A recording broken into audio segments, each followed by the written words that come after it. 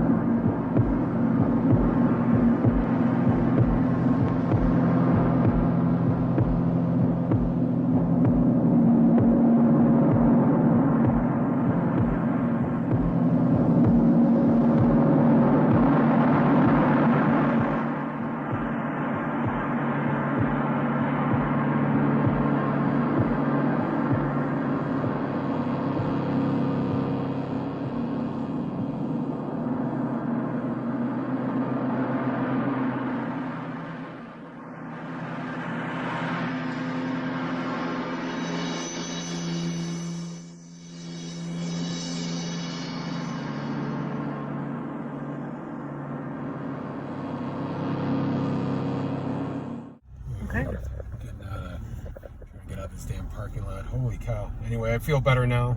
I was a little rattled trying to get here, but we made it in on time. And,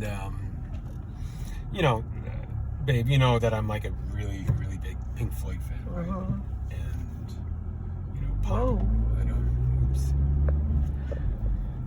And Pompeii, it's one of those, along with like the Woodstock movie, Give Me Shelter, just as far as rock concert movies go, it's, very iconic.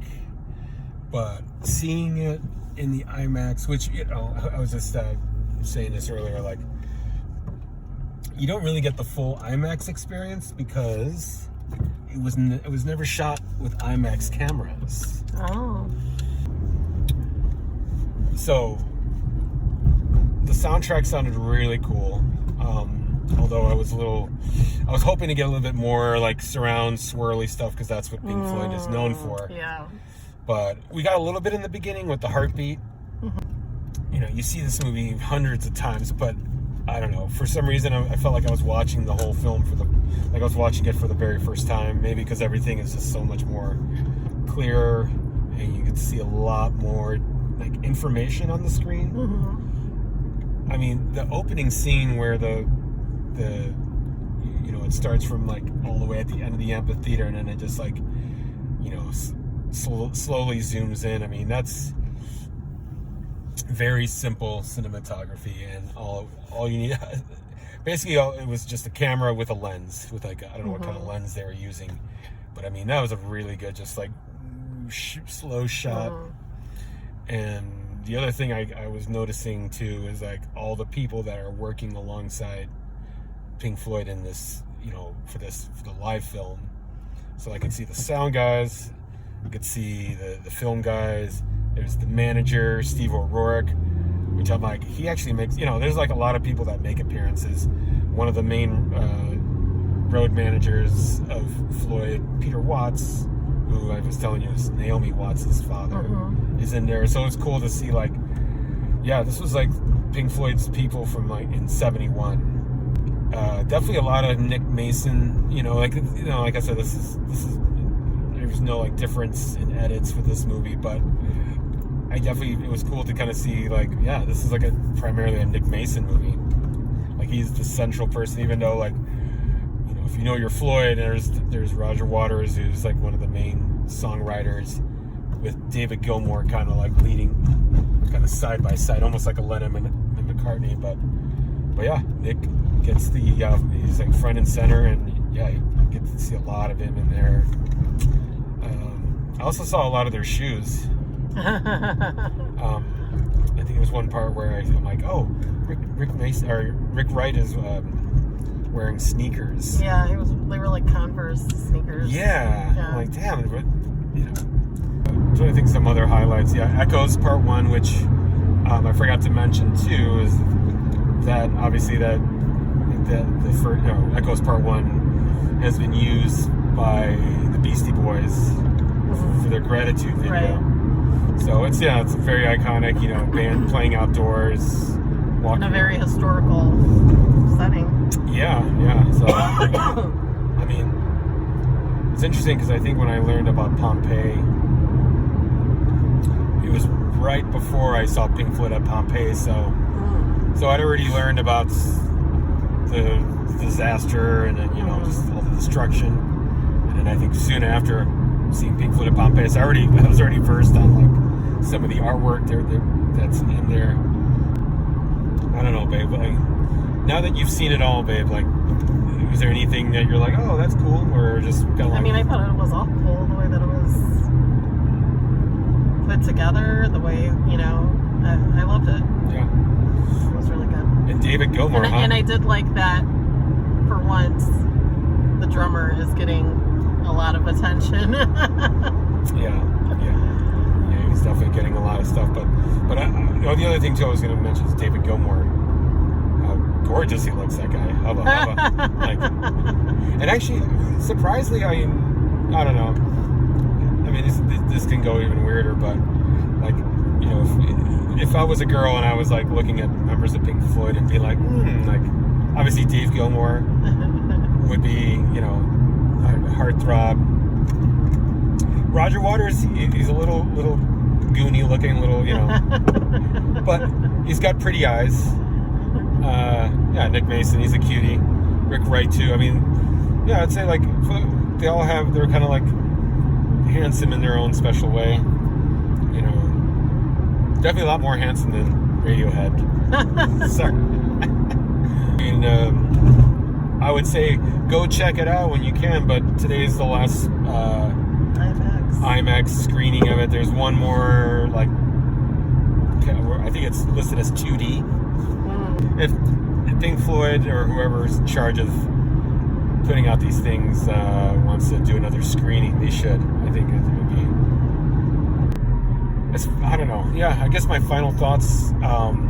For Floyd fans, these are like considered the definitive versions of these classic songs, like Echoes in particular, and one of these days, A Saucer Full of Secret, which I think that was probably my first taste of experimental music was hearing that when I was a kid. Because yeah, like in a way, like I would say Pink Floyd and the Beatles both turned me on to experimental stuff, whether it's tape edits or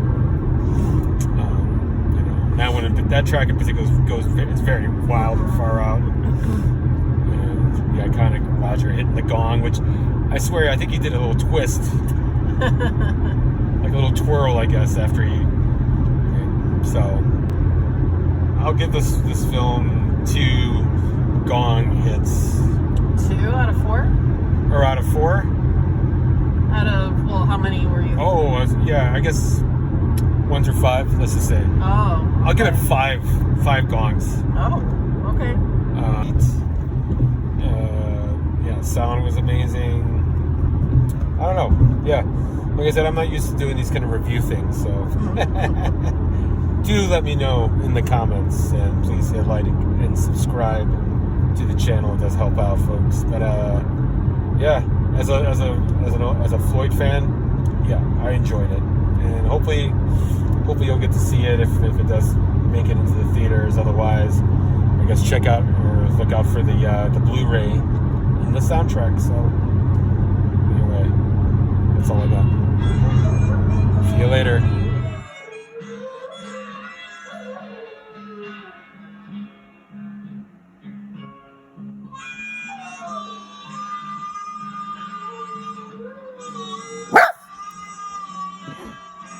Let's sing along.